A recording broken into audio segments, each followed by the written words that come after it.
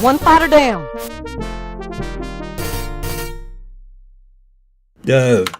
Hello? Game? None of the keyboard keys are working.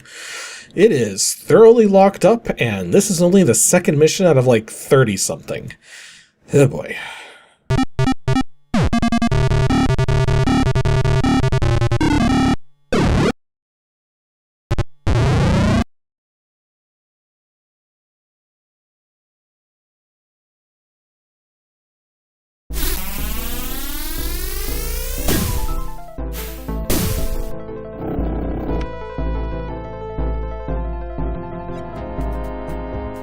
Affirmative, Captain.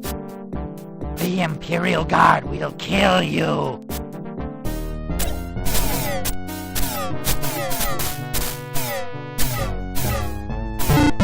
So today for Ancient DOS Games, we're finally taking a look at Wing Commander 2, Vengeance of the Kilrathi.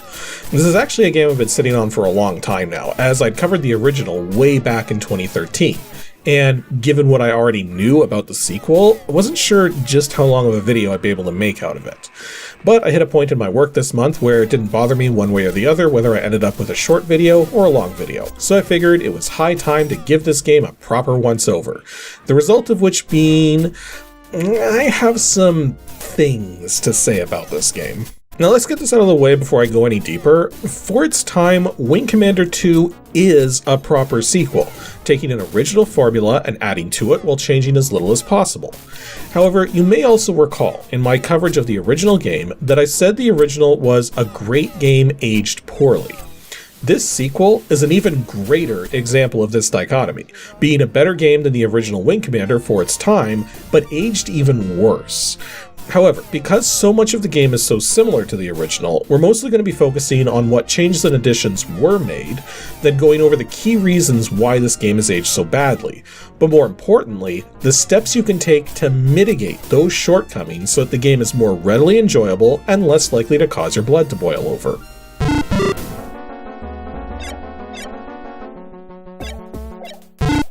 Wing Commander 2 came out only a year following the original in 1991, once again developed and published by Origin Systems, and just like the original, is a one-player, first-person action/simulation game. Though I think in my original coverage, I called it a, quote, 3D space simulation/shooter, which, yeah, that works too. Again, I try to encourage people not to get too hung up on genres because it's only meant to give a base idea of what you're getting into, given the sheer breadth and variety of gaming possible. Now, in terms of video, the game supports Tandy 16 color, EGA 16 color, and MCGA 256 color graphics, all running at a 320 by 200 resolution. And in terms of audio, this game's a mess. No, seriously, in order to get the intended full auricular experience of this game, you need to own both a Roland sound device of some sort and a Sound Blaster card, and have both installed simultaneously. I am not even joking. The game's digitized sound effects only work when loaded into a Roland device, just as it was with the original game, and because of how incredibly fast they put this game together, there wasn't time to develop a proper digitized sound system for the Sound Blaster side of things. And those of you who understand how the Sound Blaster works internally also know that original Sound Blaster cards didn't have a means to automatically do channel mixing. There was only a single audio pipeline to shove digitized effects through. So the only thing this game uses the digitized pipeline of a Sound Blaster card for are speech effects, which can only play through the Sound Blaster because of how large those samples are and not through a Roland device. If any of you watching right now were able to experience the full audio capabilities of this game back when it was brand new thanks to a super expensive computer setup, consider yourselves lucky. As for its current release date, it's still commercial and is primarily available nowadays as a $6 digital download from GOG, which also comes with the first game and all of the expansion content for both the first and second game.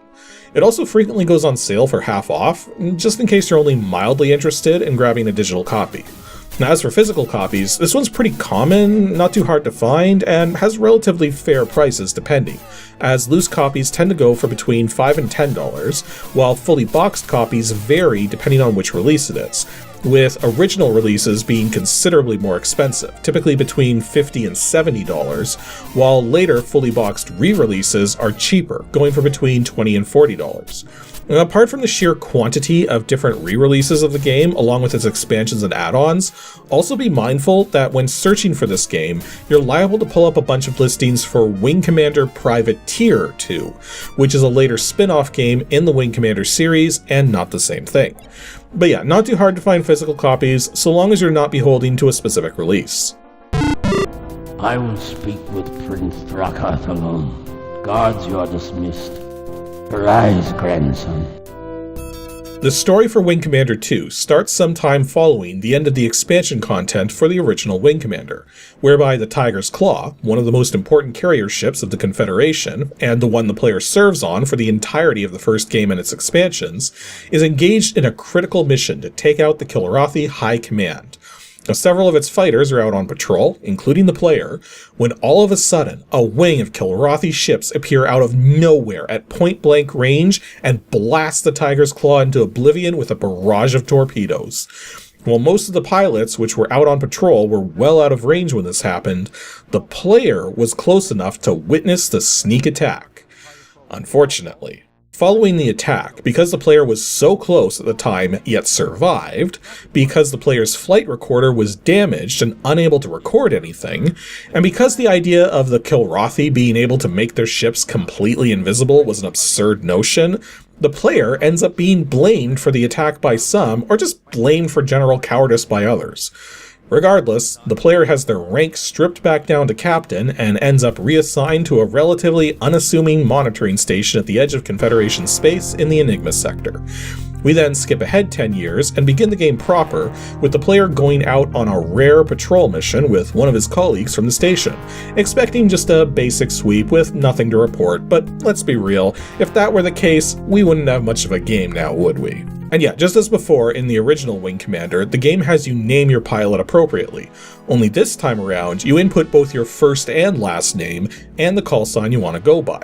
And you'll see these names used in various ways throughout the course of the game, with your call sign being used in some cases, your last name being used in others, and occasionally even your first name will get used when characters are trying to speak to each other more casually or as friends. Also, before we move on to the main gameplay, I should point out that there is a much stronger focus on the story this time around. In the original game, story segments were pretty basic for the most part and presented primarily through mission briefings and by talking with other pilots in the bar on the Tiger's Claw. But this time around, the story is so prominent that you spend pretty much half the game watching the story unfold. Heck, you sometimes even get story segments presented to you mid-mission, even going so far as to rendering the functional state of your cockpit as characters speak to each other, just in case your ship suffered a bit of battle damage already. All that said, every story segment can be skipped in its entirety with the escape key, plus only the most important story segments are voiced, with the rest using text to relay what the characters are saying. But before you begin playing, you actually have the option to import a previous pilot file from the original game. Though really, there's hardly much of a reason to do this as far as I'm aware, given that unlike before where there was a scoreboard tracking kills and you could get ranks and medals, this time around things are a lot more linear. Ranks and medals are not a factor, and I don't believe this feature went forward further into the later games, though I could be mistaken about that. Regardless, because the story is so much more prominent now, you have even less to do before each mission, as you can either save your game, quit to DOS, play the next mission, or quote-unquote view story, which in turn will either present the most recently viewed major story segment, or present you with some new material you haven't seen yet, but which is not critical towards the forthcoming missions. Speaking of the story and the missions though, one of the new features of this game doesn't technically have anything to do with the gameplay itself. Now, if we go back to the original Wing Commander, that game was sort of played with a permadeath mindset, in that if you died during a mission, it'd be game over, even though you could just reload a save game. But you also had the option to eject during missions in order to survive the failure of the mission and then keep progressing the story, with certain consequences and branching paths possible as a result of that failure. Well, here in Wing Commander 2, if you die or eject at any point, you are given the option to immediately restart the mission, or to continue the script as though you were playing in a permadeath manner. The game does not force you down one route or the other, so players can decide for themselves how they wish to proceed. Anyways, the meat of the gameplay is, of course, flying those missions. Now, most of the mission types on offer here are similar to before: patrols, escorts, that sort of thing. And all the same major gameplay mechanics make a return here. Your ship has armor and internal systems which can become damaged, front and rear shields to block damage from getting through, a radar cluster to indicate what's in front of you, above, below, to your sides, or behind, 2 MFDs, one for targeting and communication details, the other for arming weapons and seeing internal damage details, 2 speed gauges, one indicating your actual speed, the other your set point for how fast you want to go, and gauges representing your fuel and weapon energy, with fuel being consumed rapidly by afterburners, and weapon energy recharging relatively quickly, but also burning up quickly as you fire your main guns. However, despite all of the similarities, there's new stuff going on too, particularly with the ships you can fly. The original game presented 4 different kinds of ships: the Hornet Light Fighter, the Scimitar and Rapier Medium Fighters, and the Raptor Heavy Fighter. Of those 4 ships, only the Rapier Medium Fighter makes a return in this game, with the new roster being the Ferret Light Fighter, Epee Advanced Light Fighter, Rapier Medium Fighter, Saber Heavy Fighter, and Broadsword Heavy Bomber. Yes, one of the things you get to do in this game is perform bombing runs, a task which has some nuance to it, so we'll definitely go over it in a moment. Now, as before, you get a wingman on almost every mission, and it's up to you to use your communication system to let your wingman know when they can break an attack, when they should form back up on you, attack a target, etc. However, unlike in the original game, your wingmen never actually die anymore. Well, not at random anyways. The story is so laser focused compared to before that it can't compensate for dead pilots. So instead, if one of your wingmen take critical damage, they simply eject. Though the irony is that occasionally you'll still see death taunts from the Kilrathi when this happens, as though they scored a kill. Which, I mean, they destroyed your wingman's ship, so I guess that still technically counts. Actually, speaking of communications, remember how I pointed out in the original game that if you approached the Tiger's Claw from the wrong angle while attempting to land back on it, you'd crash into it instead? Yet the devs wised up to that being a little too convoluted, and thus, here in this game, you can approach the things you intend to dock with or land on from any angle you want. And so long as you have permission to land, you will automatically do so once you're within 1800 meters. Most of the new features in the game, though, revolve around these new ships. You spend the first 4 missions flying the underpowered and under-equipped ferrets, only for the 5th mission to give you a brief taste of the Broadsword and its many additions. For starters, the Broadsword is equipped with 3 ball turrets, each with a gunner inside, who will automatically fire at nearby hostiles when they get too close. Though you can also take manual control of any of these 3 turrets you wish by engaging the side views or the rear view. In fact, because the Broadsword doesn't turn so great and doesn't have afterburners, it's important to learn to use the turrets to help get enemies off of your 6, or to line up stronger targets to your sides to blast away at them while your main guns recharge. Plus, the rear turret specifically has a tractor beam you can switch to using the gun selection key, with the tractor beam primarily being used to pull in data capsules or ejected pilots when the missions call for this to be done. Another welcome addition to the Broadsword, and in fact to almost every ship in the game, save for the ferrets and rapiers you fly for most of the first third of the game, is something called ITTS, which stands for Improved Target Tracking System. All this effectively is a freaking lead indicator. Now, there's arguments to be made so many ways as to whether having lead indicators is quote-unquote necessary in the context of a game, and occasionally I've been grilled in the past for commenting about how the lack of a lead indicator isn't realistic, and that I don't have a right to complain and should just get good. But let's be real here for a moment. Military forces here on Earth have had rough equivalents to early lead indicators since the freaking 1930s, in the form of manually adjusted gyro-based gun sights and radar-assisted automatic lead indicators since the mid-1940s. The thing is, all it takes to calculate lead indication when gravity is not a factor are 5 vectors: your position, your orientation, your target's position, your target's acceleration, and the acceleration of the shots you're firing. This means, strictly from a pure simulation standpoint, when we're talking advanced military hardware, the lack of a lead indicator when your primary means of attack are bullets or energy pulses or anything other than lasers is just plain dumb, because it requires a suspension of disbelief beyond the realm of sanity. I mean, you're gonna tell me that somewhere between fighting wars against each other here on Earth and reaching well beyond the stars to the point of fighting alien races in space, humans somehow just forgot the basic vector math involved with making lead indicators? Oh no, I get it now. They intentionally left them out of their space fighters so that only the best pilots would survive combat and the rest would end up becoming Kilrathi kibble. Yeah, that makes total sense, right? Complete disregard for life and military hardware just because we want our pilots to get good. Anyways, tangent over. Regardless, I'm glad the devs realized these games needed lead indicators. I just wish every ship in the game had them and that it wasn't shoehorned into requiring some sort of advanced computer system, when the reality is, all it takes is a relatively tiny amount of vector math. This isn't to say all of the skill is sucked out of the experience, not by a long shot, because if you're flying a broadsword in particular, that means you've got a quartet of torpedoes on standby, which means there's a chance one or more of your targets in a mission will be a capital ship. When facing off against a capital ship, the way it works is that their shields are just far too strong for any conventional attacks to take them down. But torpedoes are designed to be able to phase sync with the target's shields in order to pass straight through. And plus they're so massive, they're liable to take out most capital ships in the game in just a couple or 3 shots, either from you or your wingman. There's just one problem. Capital ships are also armed to the teeth, with flak turrets and other surprises. If you fire a torpedo from too great a distance, it'll just get shot out of the stars before it can do its thing. Now, before you attempt a bombing run, you need to ensure your shields are at maximum, because you are going to constantly be taking damage from flak and occasionally stray turret shots. Plus, the targeting computer needs a considerable amount of time to phase sync just one of your torpedoes onto the target appropriately, with this phase sync taking longer or being lost if you turn too hard.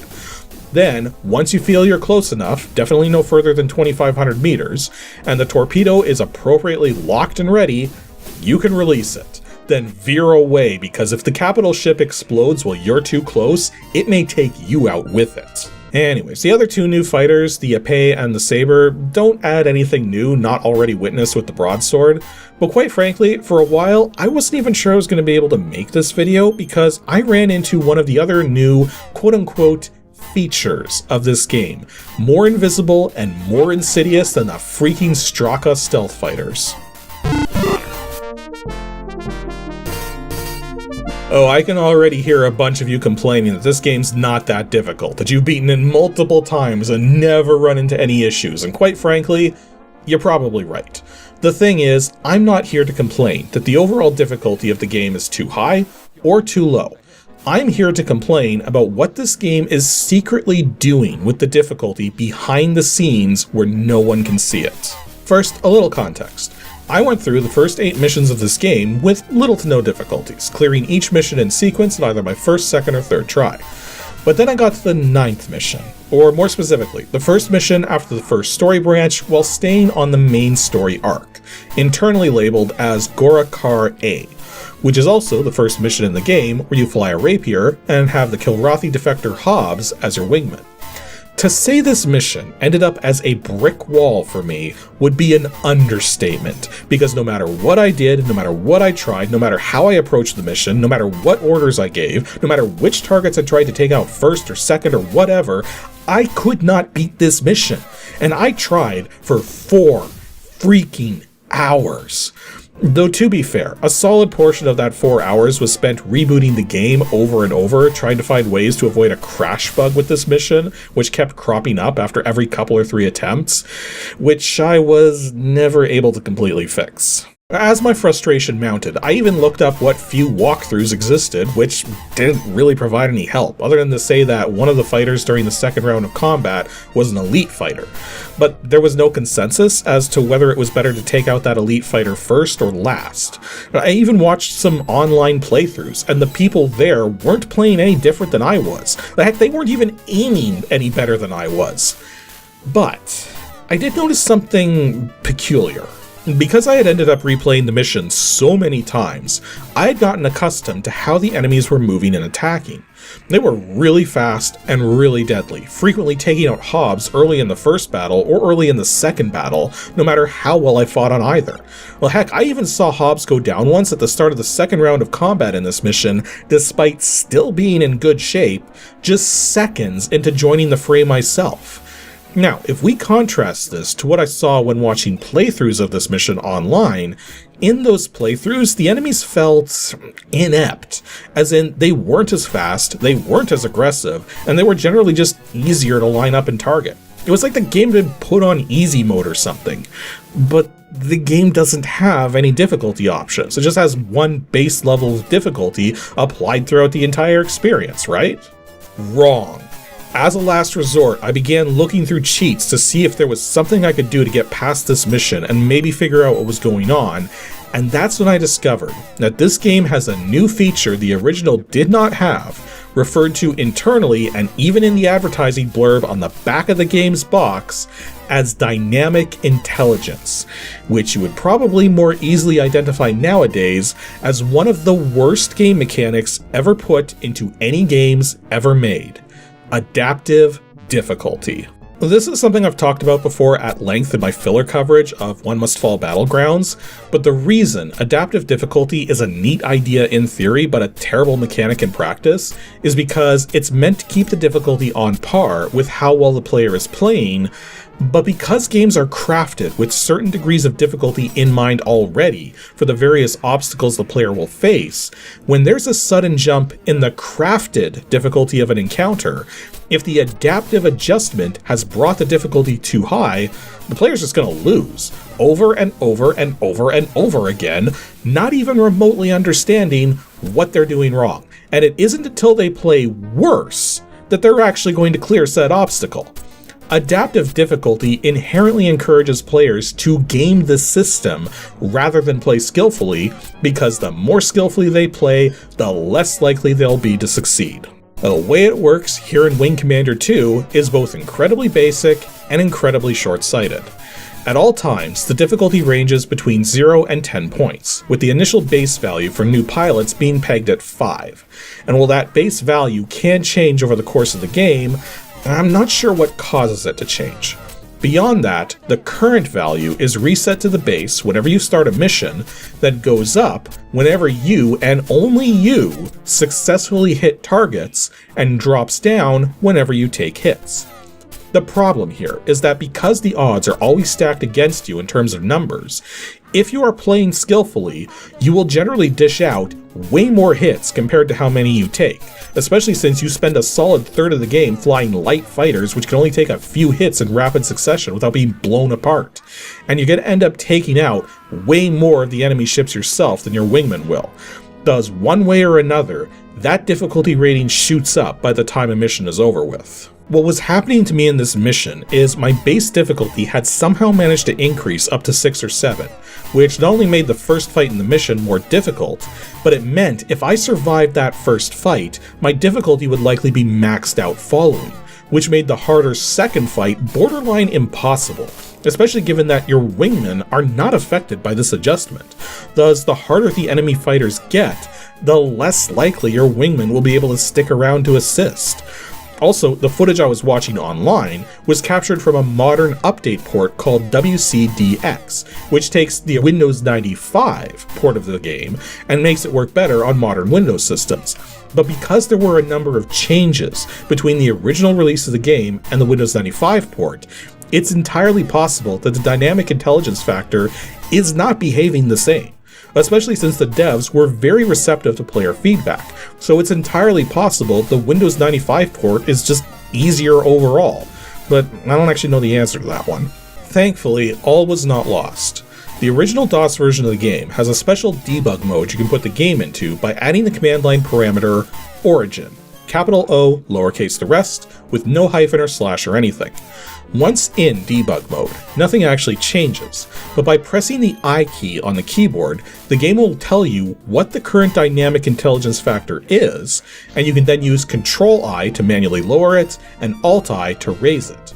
by lowering the initial intelligence value at the start of the mission so that it wouldn't peak until late into the second battle, given that there is a significant spike in difficulty between the maximum value of 10 and the next value down at 9, I was not only able to finally clear the mission, but the enemies actually started behaving more like how I had seen them behave in those playthroughs online. And now they were mostly space debris by the time the intelligence value maxed out. All of that said though, because this is the original DOS version of the game, and because it's running through an emulator, there's every possibility that the difficulty is not supposed to go up as fast as it's doing, or go back down as slow as it does. Or heck, the base value thing might not even be a thing, it might just be a glitch in how the game's being emulated. That's not something I know how to check for, nor do I have proper period correct hardware to run this game on to test for certain. Besides, as we've already established more than once now, adaptive difficulty is just a plain bad mechanic. So to that end, I not only have no problems using the game's debug mode to adjust the difficulty on the fly, but it's something I would encourage all players to do, or at the very least, enable the debug mode so that you have access to those adjustment controls if and when it becomes necessary to use them to continue to make progress. Overall, Wing Commander 2 threw me a few curveballs. On the one hand, the story is much more ambitious and detailed, you get more ships, more kinds of missions, and new mechanics to play with.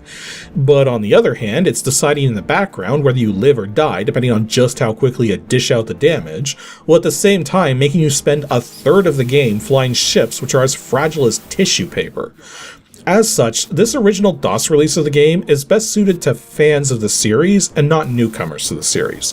Now, if you are a fan of the series, absolutely give this game a shot. Just be aware of what you're getting yourself into when you do, given what's going on with the difficulty.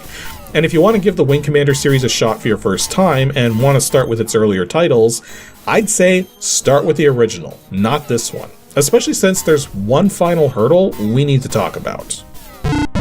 Yeah, despite coming out a full year later, this game is still very speed sensitive, although its later Windows 95 port had proper timing in place.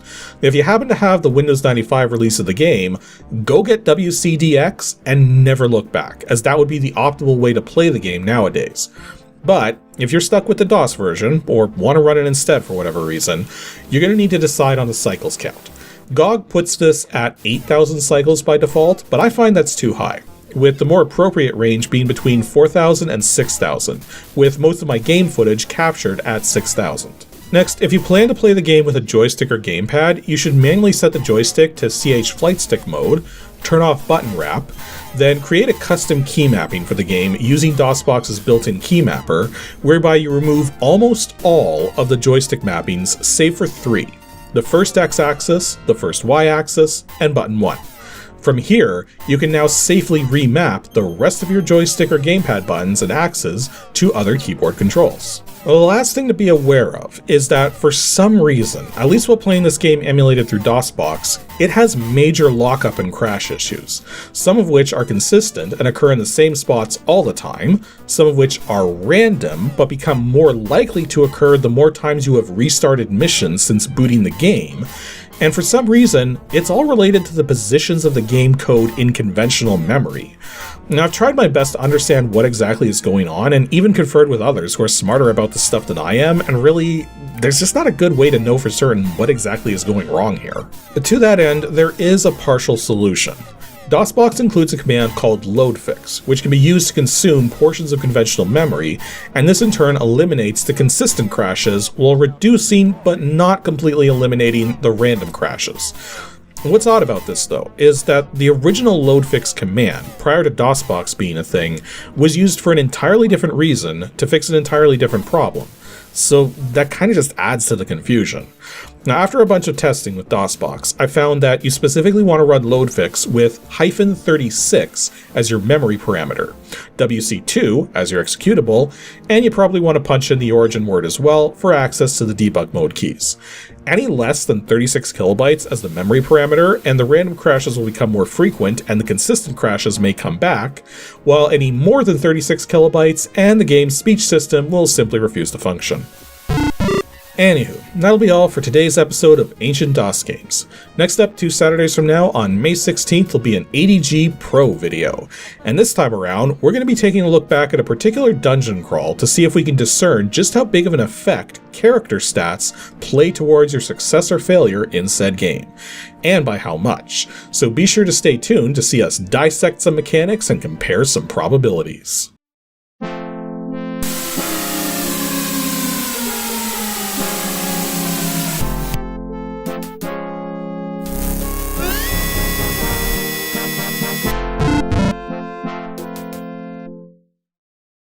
Thanks for watching, and extra special thanks to all of my Patreon supporters. Even as little as $1 a month really helps keep things going, so please consider joining these fine folk over at patreon.com/KASICK.